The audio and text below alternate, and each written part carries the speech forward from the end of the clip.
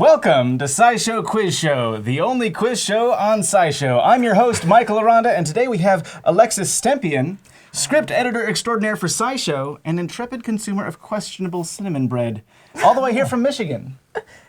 Wow, that was lovely. Thanks, Christy. I've probably eaten some questionable cinnamon bread in my life. I wouldn't put it past me, but I didn't tweet about it. It was very good. I didn't die. I feel like you just stole somebody's cinnamon bread. I mean, okay, I was the only car in the parking lot. And they just left it I kind there. of blame them at that point. You're gonna have to share the tweets now. I don't know the Yes. story. Okay. So Alexis will be facing off against Hank Green, who might or might not think eating said bread was doing a sneaky. Oh yeah, that's what we call doing crimes in America. When you commit a crime, you've done a sneaky. Yes, that is what I've said since I was a wee lad. Convince all of your friends from other countries that we call it doing a sneaky. And then it will become true. Alexis has actually written several of these quiz shows, so even though Hank has spent more time in the ring, she might have the upper hand here. But you didn't write this one. No. Oh, that's good. No. I feel excited Christy wrote this one. I Okay. have high expectations. Okay. Each of you begin with 1,000 SciShow bucks. Answer a question correctly, that number goes up. Answer incorrectly, that number goes down. Our contestants will be battling for intangible bragging rights, but also some very tangible prizes, which will go to 2 patrons on Patreon that we've selected at random. Alexis, you're competing on behalf of Horace Seymour. Hi, Horace. Hank, you're playing for Sebastian Mayer. I'll do my best, Sebastian. Whoever emerges from the last round with the most points will win their patron some slick gear. Okay, let me tell you about all the prizes we got going on here today. Horace and Sebastian, you both know it's gonna come down to whose contestant can rock 'em and sock 'em and earn enough points to have more than the other contestant, because that's how games work. Now, everyone's gonna get the signed answer cards from the final round, but only the winner can receive the I Won SciShow Quiz Show pin and some secret SciShow swag from dftba.com. There can be only one! But of course, there can be only one loser today, too, and that very special person is going to get the I Lost SciShow Quiz Show pin, and should definitely not feel bad. That pin is great. That pin is great. Okay, everybody, let's play ball! All right, it's time for our first round. Fairy tales, which is all about some super but not so supernatural phenomenon. Okay. 5 years ago, Hank explained the non-fairy explanations behind some phenomena attributed to fairies. But there are lots of weird things also attributed to spirits or sprites of some kind. For example, if you happen to be stumbling through the Amazon, you might suddenly find yourself in an eerie grove with only one type of tree. The Wheatio tree. The largest of these odd homogeneous patches extends over 1,300 square meters and is thought to have stood for 800 years.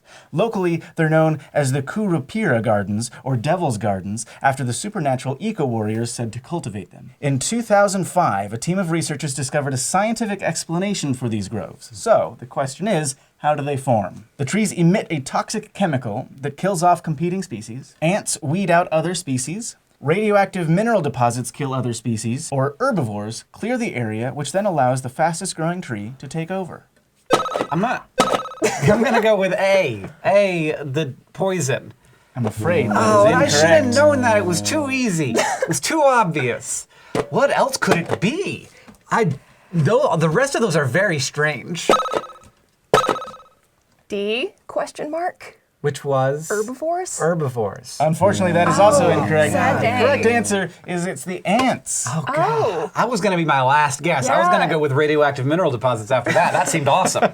The Wheatio groves are created and maintained by lemon ants, which make their nests inside Wheatio trees by inducing the trees to make tumor-like growths called galls, which the ants tunnel through. Invasive as that sounds, the plants ultimately benefit because the ants savagely defend the trees they call home. Each colony can have thousands of queens, so a single colony can number in the millions. And millions of teeny venomous ants can be quite a force to be reckoned with. If something dares to nibble at the Wheatio tree, the ants attack mercilessly. They also weed the area around their hosts by injecting seedlings with their formic acid venom. That means the host trees don't really have to compete with other species for space, water, or nutrients. And when new Wheatio seedlings grow large enough, the ants colonize them too, creating new queens to oversee their added real estate. In fact, it's thought the only reason this mutualism doesn't take over the whole forest is that big plant eaters find the dense groves of tasty Wheatio irresistible. The ants are too small to defend their turf against a large crowd, so their trees get eaten if the grove gets too big. Okay,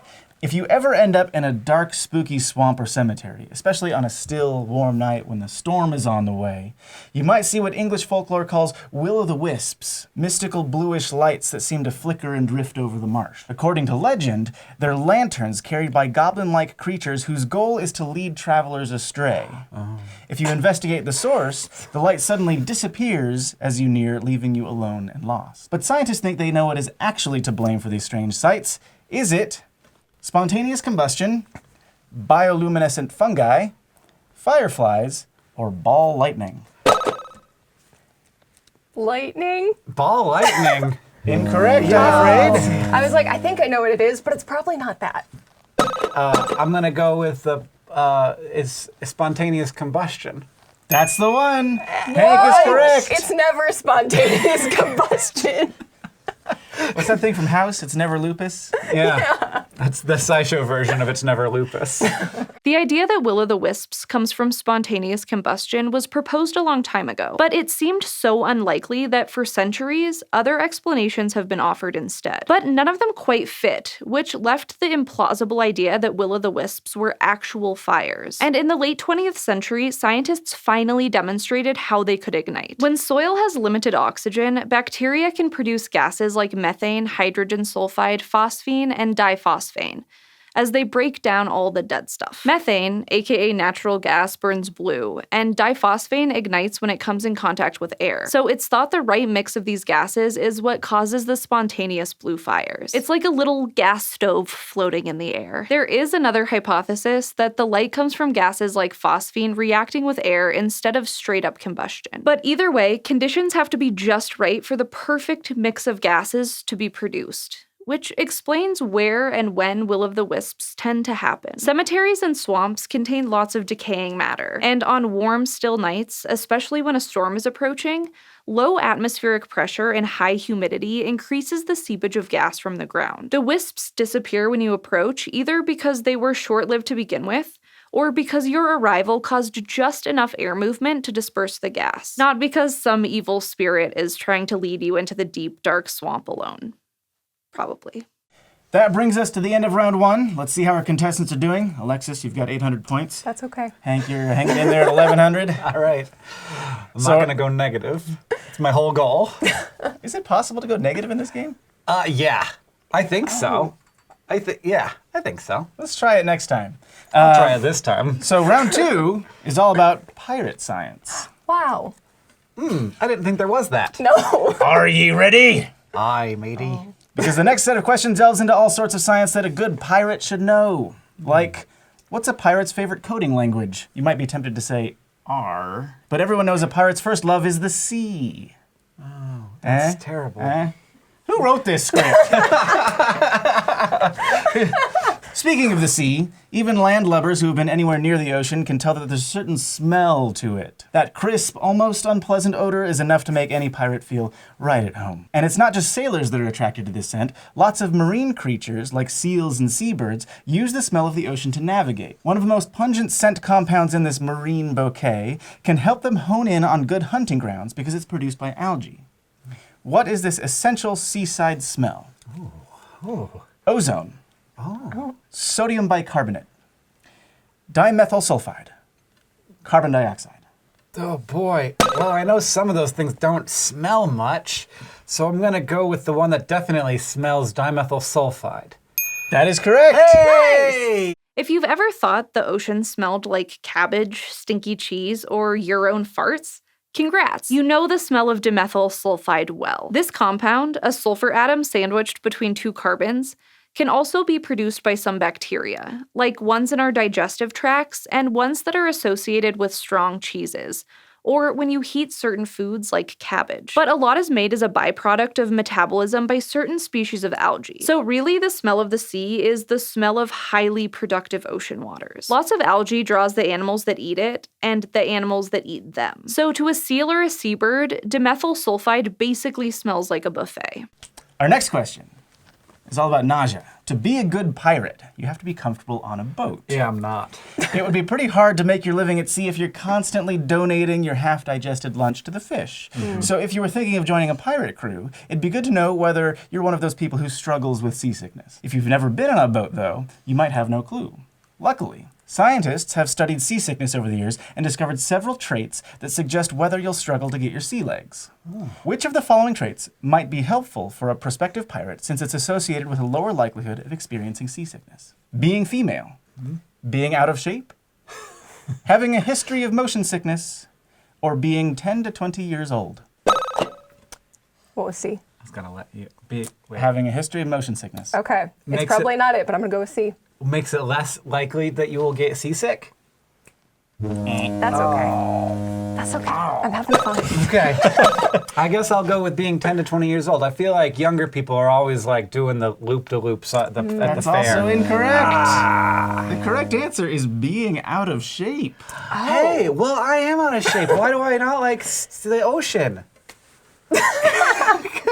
It's not too surprising that your past history with motion sickness is the easiest and most reliable way to predict whether you'll get sick on your voyage at sea.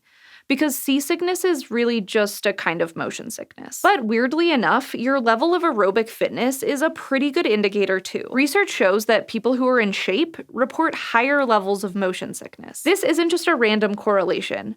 Studies have found that getting into better shape can actually make motion sickness worse. And it's not clear why that is. Fitness can affect hormone levels and the reactivity of your nervous system, so it may have something to do with that. On the other hand, several studies have drawn a connection between things like the rigidness of your stance when standing still and the likelihood that you'll get seasick, so it may be more about your muscles. Either way, there's a lot more of the mystery to unravel before we can predict, prevent, or treat seasickness perfectly. Any pirate knows the key to good rum is a lengthy aging process. Freshly distilled sugars might have that alcoholic punch, but they have none of the fine taste of booze that sat for 20 years in an oak barrel, which allows the compounds from the sugars to interact with the ones from the wooden container to create richer flavors. A young distiller in California has found a way to shortcut the booze aging process, claiming he can make a double-decade aged rum in about 6 days. Ooh. How does he do it? Oxygen injections to speed up oxidation, Okay. harsh lights and heat to speed up chemical reactions, sonic blasts with bass frequencies to speed molecular breakdown, much smaller containers to increase the wood-to-booze ratio. I'm going to go with C. The bass noises? bass. Incorrect. Oh, man. That's what I was gonna I go felt for. so confident. I feel like we talked about that on a SciShow episode Yeah. recently. They were like playing Skrillex to the line or something. That's not fair at all. I should have gone first. Well, all the rest of them I don't like. They're all wrong. Sorry. The oxygen injection. Unfortunately. Oh, come on. Is it real? Is it heat and Incorrect. light? It is heat No and way. light to speed up the chemical reactions. Sad day. Shiver me timbers. Big booze makers have tried just about everything to age alcohols faster, because time really is money. But from sonic blasts to extra wood chips in smaller containers, nothing really worked well until a distiller named Brian Davis decided to tackle the problem. After having a lab determine the components of 33-year-aged rum, he realized he needed to speed up 2 chemical processes: extraction and esterification. Extraction is just the technical term for how flavor compounds from the wood get into the booze. And he thought about several ways to speed that up, but the aha moment came when he was looking at boards from an outside deck that had been aged by sunlight. His special still uses high-intensity light to speed up the chemical reactions involved in aging, and therefore the extraction process. That just left esterification, where key compounds in the wood join with those in the booze itself to make medium and long-chain compounds called esters. They're what give a well-aged rum its sweet, floral, and nutty notes. Normally, these molecular bonds take years to happen on their own, but Davis's machine uses controlled heating to make them form much more quickly. No one's done independent scientific studies yet, but so far, booze critics seem to think his process works, at least for rums and whiskeys. Okay, so Hank is sitting at 1,100. Alexis, you've got 600. Sorry, boys. All right, then, it comes down to this final question. You're going to make some bets. You can bet any or all of your points on your knowledge of balloons. Oh. While our contestants are figuring out how many SciShow bucks they're gonna bet, we're gonna show you this advertisement that'll make you feel lighter than air. Oh, man. Okay, we're back. You ready? I'm ready. Sure. If you want to make your voice entertainingly duck-like, all you need is a balloon filled with some helium. Okay. Oh, I was almost very excited. It's like, yeah, tell me more. You actually even did this once in a SciShow episode, way back when you still had your world-famous goatee. God.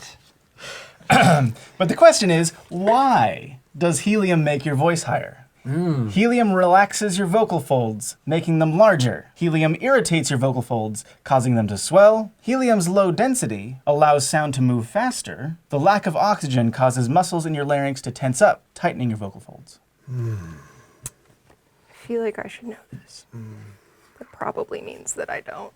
Yeah, I feel like the fact that I feel like I know this means I don't. You guys ready? Yeah. Sure. Reveal your answers. We guessed the same thing. Oh. You're both correct. Hey! The answer is C. Helium's low density allows sound to move faster. Your squeaky helium voice has everything to do with the innate properties of the gas. When you talk, thin mucousy flaps in your voice box called vocal folds or vocal cords vibrate. The rate of this vibration creates waves of sound that are amplified in your vocal tract. Changing things like the size or tension of these flaps can change your voice. But helium doesn't do that. It's basically inert, so your cells don't react to it. Instead, the vocal change all comes down to simple physics. Because the helium gas molecules are so much smaller and lighter than the oxygen and nitrogen that make up the majority of regular air, sound waves can travel more quickly through them. Almost 3 times as fast. Those faster waves resonate differently in your vocal tract. Ultimately, that means that a vocal tract filled with helium amplifies higher frequency sound waves, transforming your voice into that of a chipmunk. I think that's quite a large score you got there. I tried to go negative. How do you go negative? I would bet more points than I have. That's against the rules. No one has ever said that. That rule has never been laid down. In what game have you ever played when you can bet more points than you have? I think Hank capitalism. is disqualified. I took out a loan from the SciShow Buck Bank. I'm going into debt, but it worked out for me. And for Sebastian. I remembered Horace. My buddy. Well, with that, I guess Hank is our winner. I got one right, though. You did. I can leave proud of myself. Thank you for watching this episode of SciShow Quiz Show. If you want to see more of both Alexis and Hank's work, just keep coming back to watch more videos. And if you haven't yet, you should definitely read Hank's novel, An Absolutely Remarkable Thing. It's available now.